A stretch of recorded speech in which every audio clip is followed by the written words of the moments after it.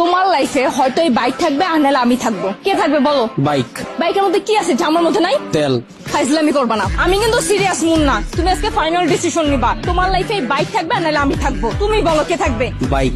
এত যে bike bike করতেছো, কি পাইছো বাইকের মধ্যে? হ্যাঁ, জামার মধ্যে নাই ব্রেক। ব্রেক মানে? আমার এই বাইকের ভিতরে একটা ব্রেক আছে, ব্রেকটা যখন চাপ দেই ও থাইমা যায়, কিন্তু তোমার ভিতর কোনো ব্রেক নাই। তোমার থামতে বললে তুমি থামো না। তোমার সাথে রিলেশনে আসার পর থেকে বলতে পারবা কোনো কিছুতে তোমার আমি থামাইতে পারছি? আমার কোনো কথা এখন পর্যন্ত তুমি শুনছো বা আমার কোনো কথার দাম দিছো বলতে পারবা? কিন্তু ও শুনছে, ওর মধ্যে একটা ব্রেক আছে। ওরে যখন আমি চাপ দেই, ওরে যখন আমি থামতে বলি, ও থাইমা যায়, কিন্তু তুমি থামো না। তোমার আমি থামাইতে পারি না। তোমারে যখন কোনো কিছুতে না করি, তুমি আমারে উল্টা প্রশ্ন করো, এইটা কেন করব, ওইটা কেন করব। এই, ও কি কথা বলতে পারবে যে ও তোমাকে প্রশ্ন করবে? এইটাই তো আমার সুবিধা। ওরে আমি যেমনে বলি, যেমনে চালাই, ও অমনি চলে। কিন্তু তোমার আমি যেমনে চালাইতে চাই, তুমি অমনে চলো না। ওরে নিয়ে আমার কোনো প্যারা না। তার মানে আমি প্যারা? অবশ্যই প্যারা। তোমারে নিয়ে আমি প্রতি মুহূর্তে আতঙ্কে থাকি। কোন ছেলে তোমার মেসেঞ্জারে নক দিল, কোন ছেলে তোমারে আবার ডিস্টার্ব করলো, কোন ছেলে তোমার প্রোফাইল পিকচারে যে একটা লাভ রিয়াক্ট দিল।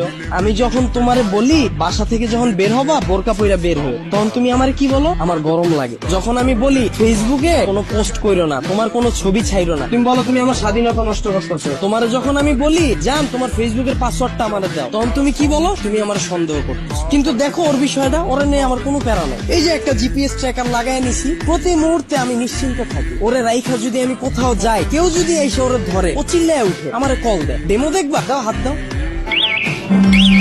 এই যে কল চলে আসছে। আবার তুমি দেখো, যদি আমার কোনো ফ্রেন্ড বা আমার কোনো কাজিন আমার এই বাইকটা নিতে চায়, আমি নিশ্চিন্তে দিয়ে দিই। কারণ কি বলতো, আমার এই জিপিএস ট্র্যাকারের ভিতর লোকেশন সেট করা যায়, ও কতটুকু এরিয়ার মধ্যে থাকবে। আমার ফ্রেন্ড যখন এটা নিয়ে যায়, আমি একেবারে নিশ্চিন্তে ঘুমাই। কারণ এরিয়ার বাইরে গেলে আমার বন্ধু যাবে, কিন্তু ও যাবে না। ও অতটা লয়াল, একটু চিন্তা করো। কিন্তু তোমার দিকটা একবার দেখো, আমি যদি তোমারে রাইখা বিদেশে যাই, সুরঙ্গ ছবির মতো আর ফার্নিশের মতো অবস্থা হইব আমার। দেশে এসে কি দেখুন জানো? আমার বন্ধু তোমারে নিয়ে বাইকে গেছে। এখন তুমি বল, বাইক রাখলে ভালো হবে না গার্লফ্রেন্ড? এত যে বড় বড় কথা বলতাছো, আমাকে নিয়ে লাস্ট কবে বের হইছো মনে আছে তোমার? তোমারে নিয়ে বের হয়ে আমার কোনো লাভ আছে? তোমারে নিয়ে বের হইলে 8-10টা মেয়ে যদি তাকায়, তাও মুখ ফিরিয়ে জায়গা। চিন্তা করে, এটার লগে তো একটা আছে। কিন্তু যদি আমার এই বাইকটা নিয়ে বের হই, 8-10টা মেয়ের সিরিয়াল লেগে যায়। এখন তুমি বল, তোমারে চুজ করা ঠিক হবে না আমার বাইকটা?